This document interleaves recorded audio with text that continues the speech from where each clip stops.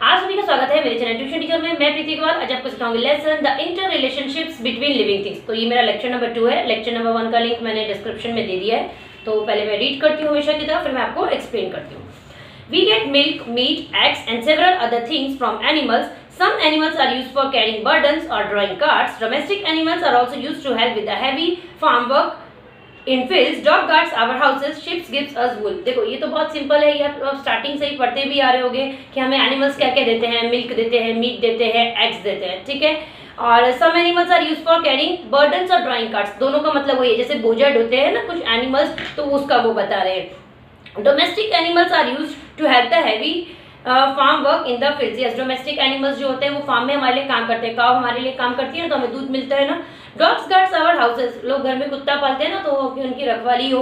और ships gives us वूल, है ना। तो वूल जब हमें ये विंटर सीजन आता है तो हम जो क्लोथ्स पहनते हैं हैवी, वो जो वुलन क्लोथ्स होते हैं, तो वो हमें वूल कहाँ से मिलती है? शिप से मिलती है। तो ये बहुत सिंपल है। Do you know even the excreta of domestic animal is of use to human beings? Yes, देखो अभी हम ह्यूमन बींग्स के लिए जो एनिमल्स के वेस्ट प्रोडक्ट होते हैं, अभी एनिमल का वेस्ट प्रोडक्ट क्या हुआ कि जैसे एक एग्जांपल मानो कि हम जो ह्यूमन बींग्स हैं, हमारे वेस्ट प्रोडक्ट क्या हुआ, जैसे हमें पसीना आ रहा है, हम वॉशरूम जाते हैं, है ना, और पॉटी जाते हैं। ऐसे एनिमल्स का जो वेस्ट प्रोडक्ट है, यानी उसका जो आप बोल सकते हो मल मूत्र होता है, मीन्स उसकी जो पॉटी होती है, अगर आपने देखा होगा ना, हवन होते हैं तो उपले होते हैं, है ना, काउडंग केक जिसको बोलते हैं इंग्लिश में, वो यूज का होता है। और जो इसका आप बोल सकते हो कि यूरिन होती है, तो हम पूजा पाठ में बोलते हैं ना गौमूत्र छिड़कना चाहिए, घर शुद्धि हो जाता है, ऐसा। तो इसका जो एक्सक्रेटा है डोमेस्टिक एनिमल्स का, ह्यूमन बींग्स के लिए काफी यूजफुल है।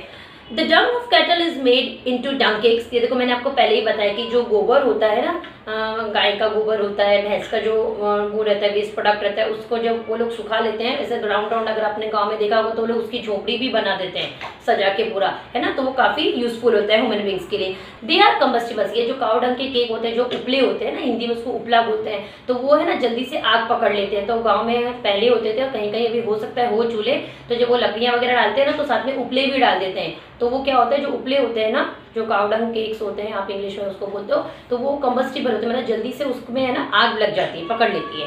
They are used in some places as fuels when they burn they give out smoke. ऐसे ही तो मैंने आपको पहले ही बताया ना कि जल्दी से वो आग पकड़ लेते हैं, तो एक फ्यूल का काम करते हैं, और उनमें से स्मोक आता है। स्मोक मतलब धुआं निकलने लगता है।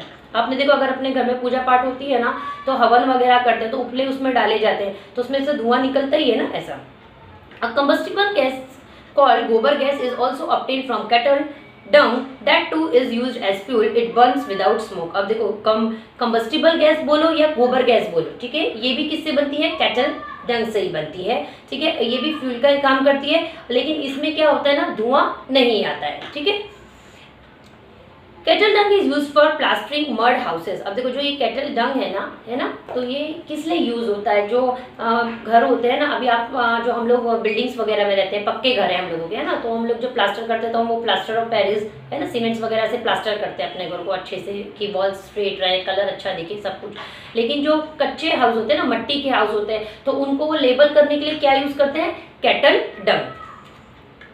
Manures made from cattle dung and sheep pellets are good for plants. अब देखो ये जो मैन्योर्स होते हैं, खाद होती है, अगर आपके घर में प्लांट होगा, किसी न किसी के घर में कुछ ना कुछ तो प्लांट जरूर होगा, कुछ नहीं होगा तो तुलसी का बोलते हैं ना प्लांट तो जरूरी होगा। तो आपने देखा होगा कि मम्मी या पापा जो भी उनका केयर करते होंगे ना, वो लोग उसके अंदर ना खाद जरूर डालते हैं, है ना, तो उसको बोलते हैं मैन्योर्स, है ना। ये कैटल डंग का रहता है। और जो शीप पैलेट्स होता है, ये कैसा है ना, शीप जो होती है ना, उसका जो मैन्योर है ना, और उसकी जो वेस्ट फूल होती है, उसमें से बनता है शीप पैलेट्स। ये है ना प्लांट्स के लिए काफी यूजफुल होता है। Farmer use them for growing crops, ठीक है। हम तो ये जो प्लांट्स के लिए यूज करते हैं, हम लोग तो मैन्योर यूज करते हैं। शीप पैलेट्स को मैंने तो अभी तक नहीं यूज किया है, लेकिन ऐसा है। और जो farmer use them for crops, और जो फार्मर्स लोग होते हैं ना, वो लोग अपने क्रॉप्स के लिए इसको यूज करते हैं। Just as we need animals we need plants too. Yes, अगर हमें एनिमल्स की जरूरत है, हमें प्लांट्स की भी जरूरत है। Plants give us food grains, vegetables and fruits. बहुत सिंपल है, प्लांट्स हमें क्या दे रहे हैं? फूड ग्रेन्स, अनाज मिलता है हमें, वेजिटेबल्स मिलती है, फ्रूट्स मिलता है। We love flowers too. Yes, flowers तो हर किसी को अच्छे लगते हैं, दिखने में बहुत सुंदर लगते हैं। We use them for many different purposes. We get flowers from plants. अब देखो अगर यही फिल इन द ब्लैंक्स में आ जाए कि फ्लावर्स कहाँ से मिलते हैं, तो प्लांट से मिलते हैं, ये जरूर लिख के आना बेटा। We also get cotton wool from plants to make cotton clothes. Yes, अब जो कॉटन वूल जो मिलती है हमें, वो भी प्लांट से मिलती है, क्या करने के लिए? कि हम कॉटन के क्लोथ्स बना सकें। We grow plants that are useful to us methodically, we sow seeds, we make sure that they get water, we give manure when necessary, we spray pesticides if they are attacked by insects। देखो अब simple चीज़ है कि जब हम plant grow करना शुरू करते हैं, है ना, तो सिंपल चीज़ है, पहले हम क्या लाएंगे, प्लांट लाएंगे, ठीक है, मेथडिकली मतलब क्या होता है, स्टेप बाय स्टेप उसको काम करेंगे। सबसे पहले हम उसमें क्या करेंगे, सिंपल है, बीज बोएंगे, फिर हम उसको पानी देंगे, फिर थोड़ा इंतजार करेंगे। ऐसा नहीं कि बीज बोया पानी डाला अरे ये तो बड़ा ही नहीं, ऐसा नहीं, उसको समय लगता है, ठीक है। और अगर हमें ज़रूरत पड़ेगी तो हम उसे खाद भी देंगे, है ना। अगर हमें लगा कि उसमें कीड़े आ गए, जैसे भी आपको मैंने पहले बोला ना कि तुलसी का पौधा कहीं ना कहीं किसी के घर में होगा तो उसमें मम्मी या पापा जो भी ध्यान देते होंगे वो मैन्योर डालते होंगे। आपने देखा होगा कभी कभी तुलसी के पत्ते के ऊपर ना व्हाइट दाग हो जाते हैं, छोटे छोटे से वो कीड़े पड़ जाते हैं, तो व्हाइट कलर की आपने देखा होगा, एक मम्मी आपके जो भी घर में केयर करते हैं वो लेके आते हैं दवाई पाउच में, ठीक है। तो छोटे छोटे व्हाइट दाने होते हैं, तो वो भी एक तरीके से पेस्टिसाइड्स ही होते हैं ताकि वो कीड़े मर जाएं। If they are attacked by the insects, ऐसा अगर उनको कीड़ों ने खा लिया है, पकड़ लिया है झाड़ को, तो फिर उसमें आप पेस्टिसाइड्स डाल सकते हो। Plants to give us evidently they satisfied our need. Yes, plants हम लोग को बहुत सारी चीज़ें देते हैं, सिंपल पहले भी चला गया, फूड ग्रेन्स, वेजिटेबल, फ्रूट्स, ये सब चीज़ें हमको देते हैं। इससे हमारी क्या होती है, जो हमारी नीड्स है वो सेटिस्फाइड हो जाती हैं। Our other living things also get their food from the environment. For example, chameleons eat insects when they are hungry. अब देखो सिर्फ ये प्लांट्स का तो हो गया, अदर लिविंग थिंग्स भी में अकाउंट कर रहे हैं, तो उसमें वो एनिमल्स क्या दिखा रहे हैं। फॉर एग्जांपल जो चैमेलियन होता है, जिसको बोलते हैं ना गिरगिट, है ना, तो वो क्या करता है, इंसेक्ट्स खाता है, छोटे छोटे जो कीड़े मकोड़े होते हैं ना, वो खाता है। कब खाता है, जब उसे भूख लगती है। Some snakes eat mice and frogs. ये स्नेक्स क्या खाते हैं, माइस और फ्रॉक्स खाते हैं। टाइगर्स ईट डियर, है ना, ये तो पहले वाले लेक्चर 1 में ही चला गया है, अगर आपने देखा होगा, तो tiger eats deer. Goats and sheep eat leaves of plants. Yes, goat और शीप क्या करते हैं, जो लीव्स होते हैं प्लांट्स के वो खाते हैं। कैटल ईट ग्रास। यस, कैटल मतलब क्या हुआ, कैटल ढंग मैंने एक तरफ सिखाया ना आपको, जो पशु को हम पालते हैं ना, वो हो गया कैटल ईट्स ग्रास। और ये क्या खाते हैं, ये भी ग्रास खाते हैं। A new term, arboreal. This word comes from the Latin word arbor, which means tree. Arboreal means living in trees. अब देखो arboreal मतलब क्या हुआ, जो arbor मतलब हुआ उसका मतलब हुआ tree, और real मतलब क्या दिखा, arboreal means मतलब living in trees। जो भी एनिमल्स इसमें दिखा रहे हैं वो किस में रह रहे हैं, ट्रीज पे रह रहे हैं। तो जो एनिमल्स ट्रीज पे रह रहे होंगे उसको बोलेंगे arboreal animals। Animals like monkeys and squirrels live on trees. ये तो सिंपल है, अगर आपको कोई पूछ ले कि ट्रीज पे कौन कौन से एनिमल्स हैं, 1 लाइन में आ जाए, मैच द फॉलोइंग में आ जाए, तो मंकी और squirrel. It gives them certain advantages, being at a height they are better able to defend themselves from their enemies. अब देखो बहुत सिंपल चीज है, अब वो एक तरीके से लॉजिक लगाओ कि वो प्लांट्स पे क्यों रहते हैं। ऐसा नहीं जैसे मैंने आपको लेक्चर नंबर 1 वाला कि मंकी है वो पेड़ पे ऐसे लटक के ना घूमता रहेगा, तो एक चीज उसका फायदा क्या है, उसको मजे तो आ ही रहे, मंकी मजे तो ले ही रहा है। सेकंड चीज उसकी क्या है कि वो अपने एनिमीज से भी ना उसको प्रोटेक्ट कर लेता है अपने आप को। क्यों, क्योंकि उसकी बोलते हैं ना ट्रीज की एक हाइट होती है। Besides, they can eat the fruits of the trees to satisfy their hunger. Such animals are said to be arboreal. Simple चीज़ है, अभी जब वो अपने आप को प्रोटेक्ट कर रहा है, वहाँ पे एंजॉय कर रहा है, तो जब उसे भूख लग रही होगी, जब वहीं पे उसको फ्रूट्स दिख रहे हैं, तो नीचे क्यों उतरेगा, वहीं से तोड़ेगा, वहीं से खा लेगा। जो एनिमल्स ट्रीज पे रहते हैं उसको बोलते हैं आर्बोरियल एनिमल्स। तो आर्बोरियल एनिमल्स के एग्जांपल्स आपने कौन से पढ़े, मंकी और स्क्विरल।